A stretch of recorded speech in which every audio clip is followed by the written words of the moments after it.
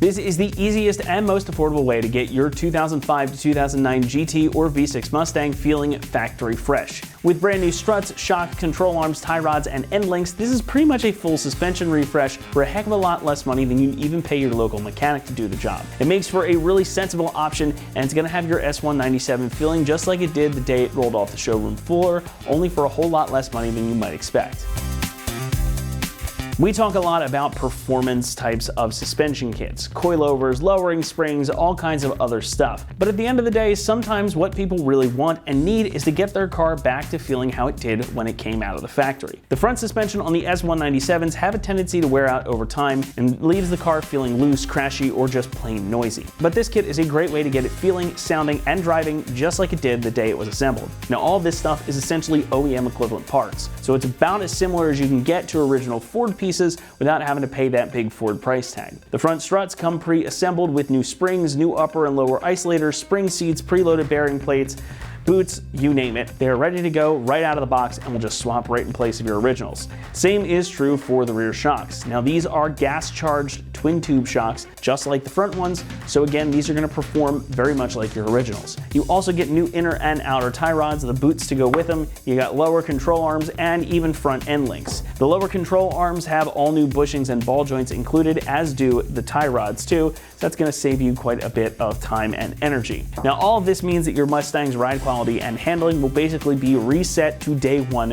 where it came out of the factory. Now, it is of course worth noting once again, this is not a performance-oriented upgrade in any way. It's basically just a way to hit the easy button and get your car driving like it did when it was new. So when you hit a rough road or turn into a corner, it's going to respond reliably, safely, and basically exactly the way you'd expect it to. Construction is also similar to OEM. You've got cold wound steel springs, aluminum shock bodies, steel control arms and tie rods, new rubber bushings and ball joints, plus all the new mounting hardware you need. One thing that is cool about these is the end links have Zerk fittings on both ends so you can help extend their life. Finishing off everything possible with a black electrostatic coating makes for some additional protection against rust and corrosion as well, so this stuff should last you quite a long time. Everything has been manufactured in an ISO 9002 certified facility, and what that means is that every component has been tested for impact, fatigue, wear, and fitment to ensure that they meet quality control standards that are very similar to the strict ones OEMs use. Pricing for this will run you about $700, and that makes this kit pretty much the most affordable one of its kind on the market. That price really just makes it worthwhile. Even if you went a more budget-focused route though, if you tried to compile all these components separately, you're probably going to end up spending quite a bit more money. And everything comes in one convenient shipment too, so you're paying less, it's more convenient for you. There is another kit that is basically the same thing that also includes front wheel hub assemblies too, if you need that. But that's going to cost you a little bit more. If you don't need them, just grab this. You're going to be pretty satisfied with how your car feels when you're done with it. Installation is going to get a soft 3 out of 3 on our difficulty meter. You can expect the job to take you around 6 hours to complete. Now, I say a 3 out of 3, but this is a totally bolt-on operation. It doesn't require you to make any modifications to your car, and heck, you don't even need a spring compressor since the front struts come fully assembled. However, we're giving it that rating because tie rods are a pain, ball joints are a pain, and there is a lot to do here. If you've never messed with suspension components before, budget your time accordingly. You're going to take a while to get this done. However, it is a very straightforward operation, and once you've got all the old stuff off, everything here will just bolt right into its place. It makes this about as easy as this job can get, even though there is some complexity involved here. It is also worth noting that once you're done, especially since you're messing with the tie rods, you are going to have to take your car for an alignment. So get everything together and budget some time and money to get that done as well. And we're going to walk you through the entire installation process too, so if you've got any fears, we're going to help assuage them right now. And for that, let's head on out to the shop. For this install, you will need a pry bar, a breaker bar, a hammer, a dead blow mallet, various impacts, various ratchets, a 5mm Allen socket, a pick, 13mm wrench, 22mm wrench, 21mm ratcheting wrench, 17, 18, and 19mm ratcheting wrenches, a large adjustable wrench, a pair of angle cutters, some pliers, a caliper hanger tool, an inner tie rod tool, 10, 12, 13, 15, and 18mm sockets, a 15mm swivel socket, and also not shown here is the jack and jack stands. What's up guys, today we're going to be doing some suspension on our Mustang, so let's get started. All right, so we're gonna start things off with the rear shocks because we're gonna be replacing those. What we're gonna do, we have the wheels off, we have the vehicle on the lift. We're actually gonna lower this down and put a floor jack under the side we're working on. Then we're gonna remove the lower shock bolt. Then we have to go into the trunk and remove the upper shock bolt so we can get our shock out. All right, so we've got our vehicle lowered down a bit. We've got a floor jack supporting the differential on our passenger side. We're gonna start with that shock. So we're gonna go into our trunk and fold back our fabric cover that protects and covers our upper shock mount. We'll grab our 15mm socket, remove that top bolt, or top nut rather, and the bushing and washer along with it. So again, now we're here in our trunk. We've got this fabric cover, which may be held on by some clips. Ours is not. You might need to pop those out. Normally it's not. We get our 15mm socket onto our upper shock bolt. And we can remove that. Now we're back out to our wheel hub area and we're gonna remove the lower shock mounting bolt, which is right down here, which is also a 15mm. Now that has a flag nut on it, so you don't need a wrench along with it.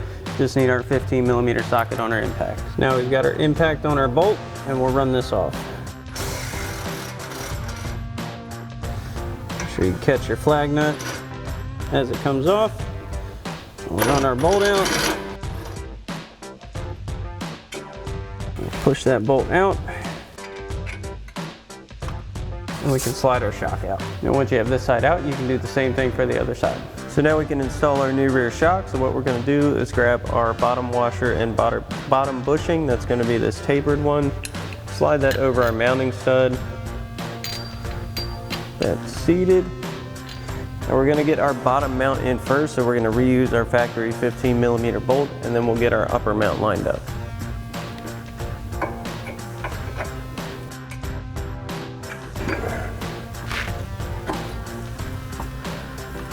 Once you have your lower mounting bolt most of the way through, you may have to compress your shock a little to get it into the upper mount.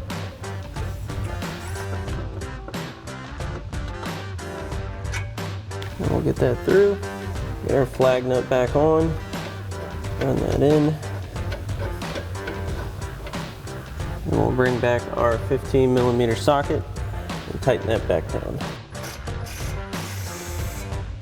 Now we're going to go back into our trunk and install our upper bushing and washer, followed by our provided 18mm nut, and then we'll tighten that down with our 18mm socket on our impact, and then cover it back up.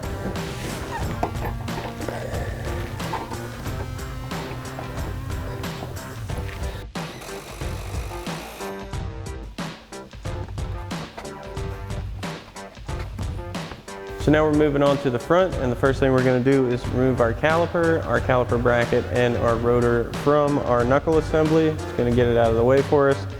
To get our caliper off, we're going to grab a 12mm socket on our impact, remove the two slider bolts, move that out of the way and hang that up with a caliper hanger tool.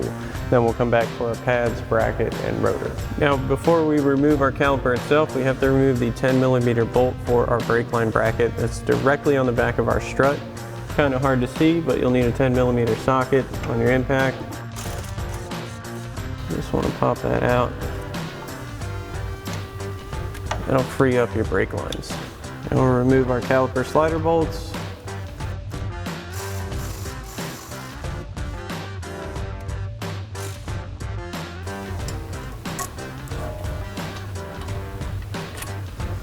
So we have those out. Work our caliper off. Once we have that off, we're going to grab our caliper hanger,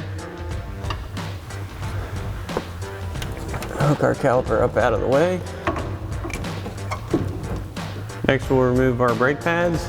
These are just going to pop out of their locators.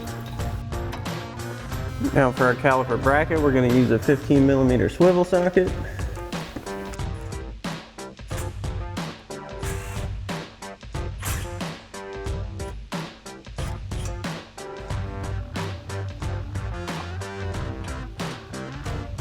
These out. Now we'll pull our rotor off, set that aside. So our next step is going to be to remove our outer tie rod. Now the first thing we're going to do is loosen up the retainer nut for the outer tie rod. It's best to do while your tie rod is still in place. For that, we're going to grab a 21mm wrench and just loosen up that nut.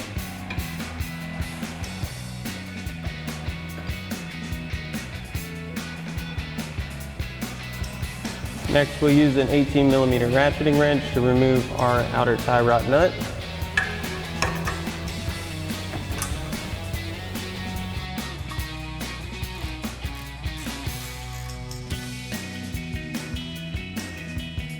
Now we'll leave this on a few threads. Next, with a few taps of a hammer, we will unseat our tie rod.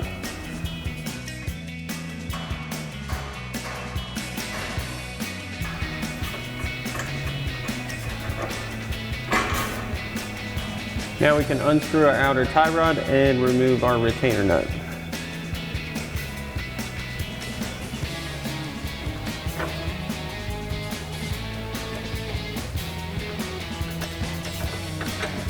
Next, we're going to remove our sway bar end link from our strut. So we're going to remove this 18mm nut and get our end link out of that bracket.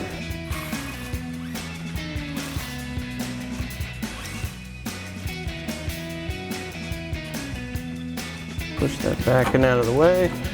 Then we're going to remove our two lower strut mounting bolts to our knuckle. Again, with our 18mm socket on our impact. These have flag nuts.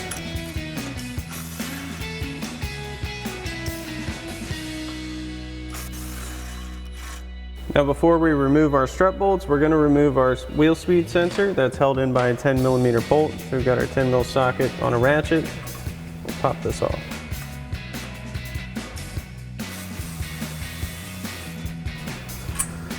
Pull that bolt out.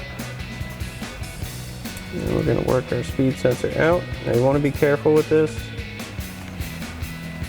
Now if yours happens to be a little stuck in there just like ours is, you can take a pair of channel locks or pliers and very gently grab on the back side of it where the mounting tab is and kind of work it out. Again, you want to be extremely careful with this. You do not want to break it.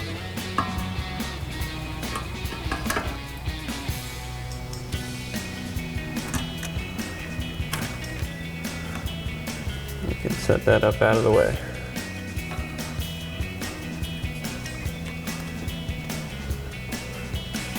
Now we can remove our two lower strut bolts.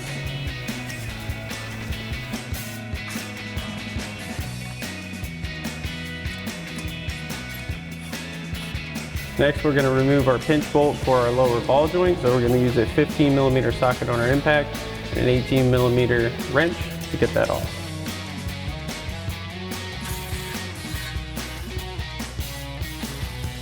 Now that we have our bolt loose, we're going to pull our knuckle and hub away from our lower ball joint. You might have to work it a little bit. It should pop right off. Now we're going to begin removing our lower control arm. So we've got two 21mm nuts holding the back portion on, and then we have an 18mm bolt with a 21mm nut up front. We're going to remove the two back here first and then come up and do the front one. So we'll start with this outer nut. So we've got our 21mm ratchet wrench because it is kind of tight. And we'll get this off.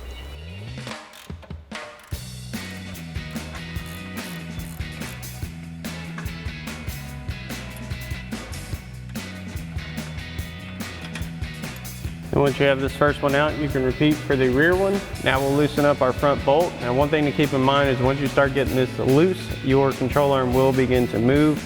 So you definitely don't want to put your face right in front of it in case it swings down. So we'll grab our 18mm ratcheting wrench and a 21mm ratcheting wrench and get this front bolt off.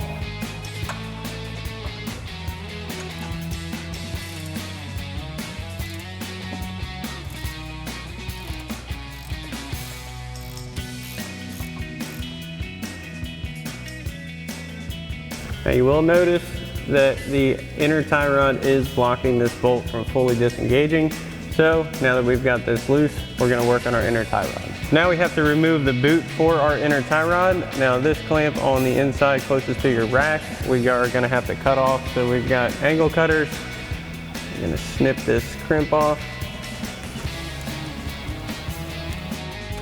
Pop that out.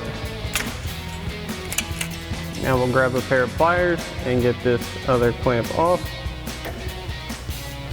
Slide that all the way off. We can remove our boot. Sometimes these don't want to come off too easily. So now your boot is sitting in a recess, so you may not be able to get it all the way off of your inner tie rod. That's okay. You just want to pull this back. We're going to use a large adjustable wrench. Put this on our tie rod. Now we'll slide our boot off. It does get pretty stiff over the threads. Now if you have a pick at this point, you can get it underneath the boot. Work this off. Or since you're going to be replacing this permanently at home, you could cut this. However, we are not going to keep it on permanently. Next, we're going to use an inner tie rod removal tool to get our inner tie rod out. Now, if you don't have one of these, they're readily available for rental at most automotive parts stores or purchasing. So we're going to slide our socket on, get our socket in place, slide our tool over. That's to line up with the notches. Lock that in place. Then we're going to take a 1/2 inch breaker bar on the end of our tool.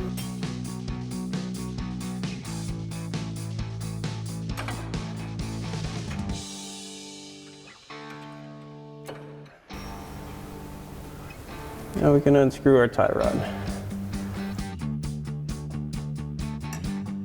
Now we can fully remove our control arm bolt.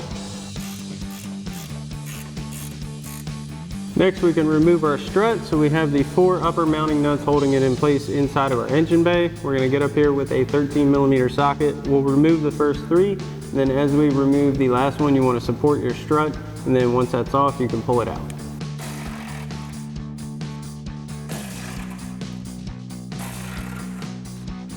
So we'll support our strut. Our last one off. Lastly, we're going to fully remove our sway bar end link from our sway bar. So again, with our 18mm ratcheting wrench, we'll remove this nut. So now once you've got this side off, you can repeat the same process for the other side. So now we can begin installing our new products, and we're going to start with our sway bar end link. We're going to get that onto our sway bar and install our new provided 18mm flange nut.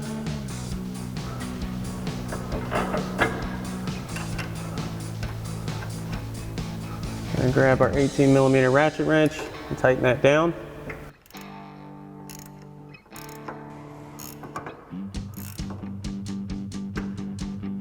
Once you get that on where the nut's not going to come off, you can just let that rest for a moment. So now to fully tighten this nut down, we're going to grab our 18mm ratchet wrench and a 5mm Allen socket on our ratchet.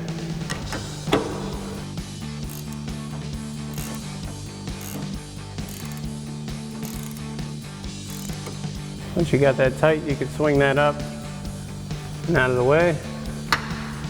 Next, we're going to get our new lower control arm in place. So we're going to slide this into the factory mounting points and get that front bolt in first. You may have to move your caliper out of the way. Get it to slide over. I'll work this up into position.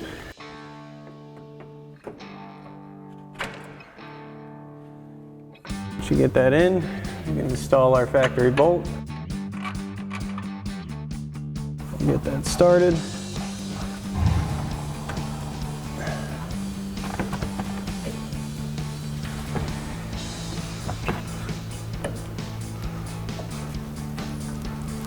Next, we'll get our 2 rear bolts in. Put this in place. And you may have to use a pry bar to get this lined up right. Get that first one in. We'll loosely reinstall our nut. Then we can do the same thing for our rear nut.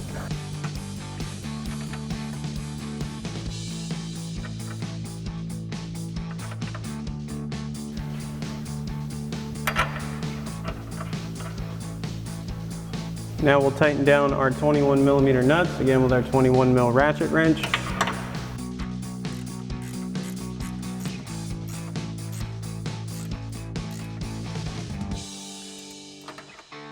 And we'll do the same for our rear nut. Now we'll tighten down our forward mounting bolt with our 18mm socket. Now we can install our new inner tie rod. Now these are going to be pretty stiff. Make sure this threads in nice and smooth. Now we're going to tighten this back down just with a large adjustable.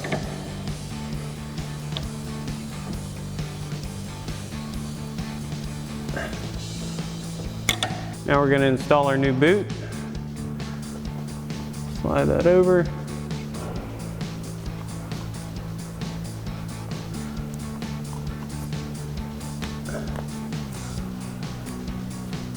Slide our outer clamp onto our smaller end.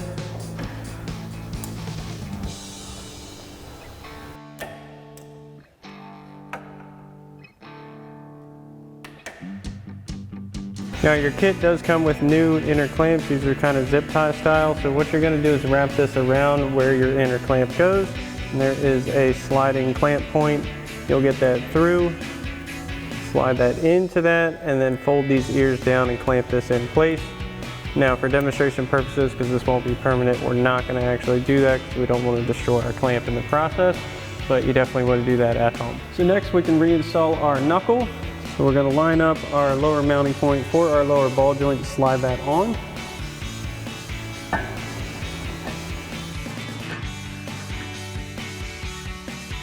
Then we'll reinstall our factory pinch bolt. Now we'll get our factory 15mm bolt in place. Now this is slotted, so you want to make sure it goes into that slot. Install our nut. Then we'll grab our 15mm socket and 18mm wrench and tighten this back down. Next we're going to install our new outer tie rod, so we're going to get our retainer nut on first. Spin that on. And we'll get our tie rod on.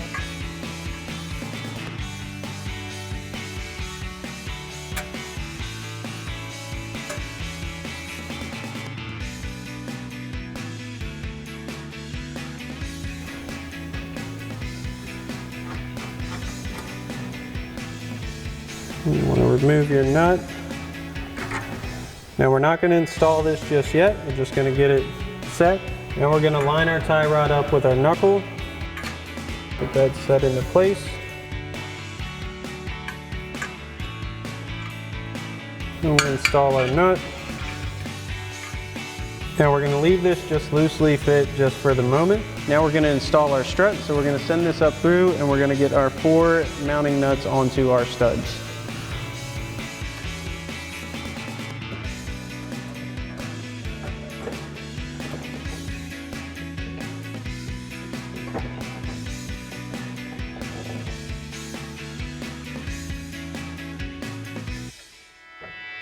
Now we'll get the rest of our mounting nuts in place.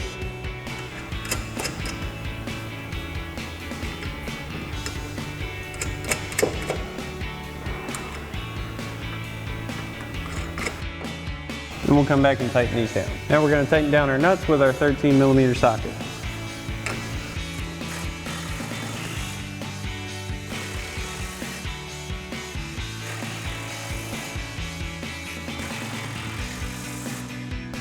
Alright, so now that we've got our strut in place, we're going to actually pull our tie rod back out. This was just a placeholder to keep this steady. We're going to take that nut off. Get this out of the way. It's going to make it a little bit easier to line up our knuckle to our strut. So we're going to grab our factory 18mm bolts and we'll get our strut lined up with our knuckle and get those bolts back in. Now we'll get this lined up. I do have a pry bar.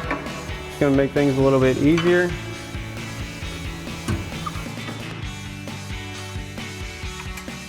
We'll get our bolts back in place. Once you get your first one through, you should be able to get your second one pretty easily. You may have to push on it a little bit.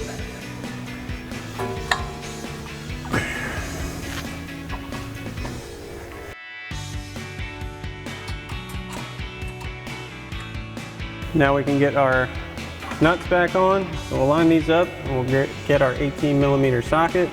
We'll get these started. We'll get both of them started before we tighten them.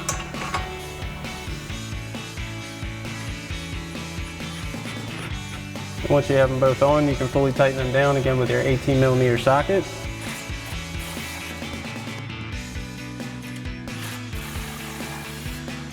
Now we'll get our sway bar end link back in place. Line that up, get our nut on. Then we'll grab our 18mm socket and tighten this down.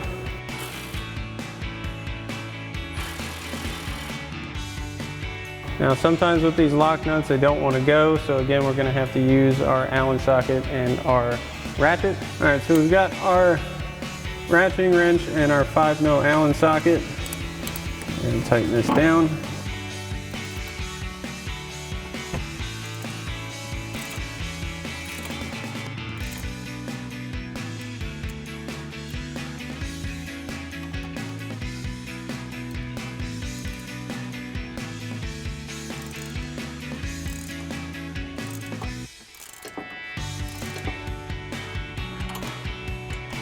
Now we'll get our tie rod back in place.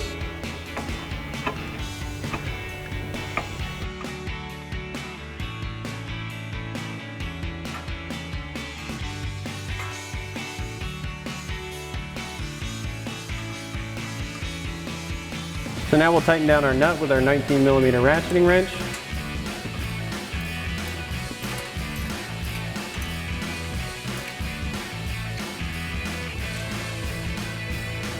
Now we'll reinstall our wheel speed sensor.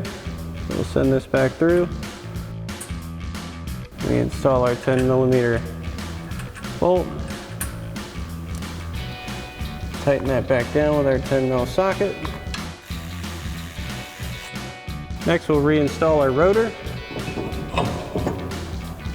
Now we can reinstall our caliper mounting bracket. Get this back in place. Then we can reinstall our factory hardware.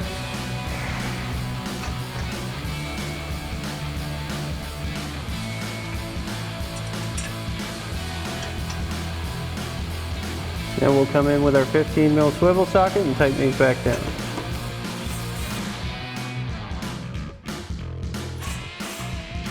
Next we can reinstall our brake pads.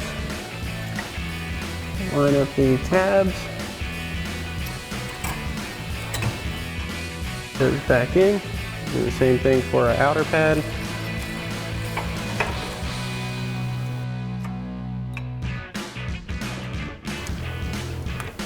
Next we'll reinstall our caliper. Get that off our hanger.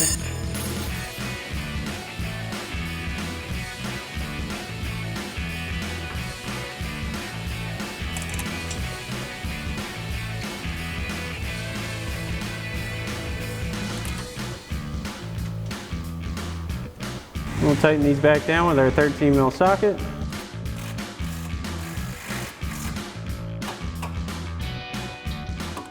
Now we'll tighten these back down with our 12mm socket.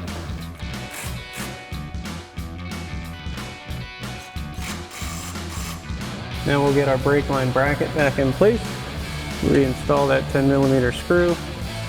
That's kind of hard to see.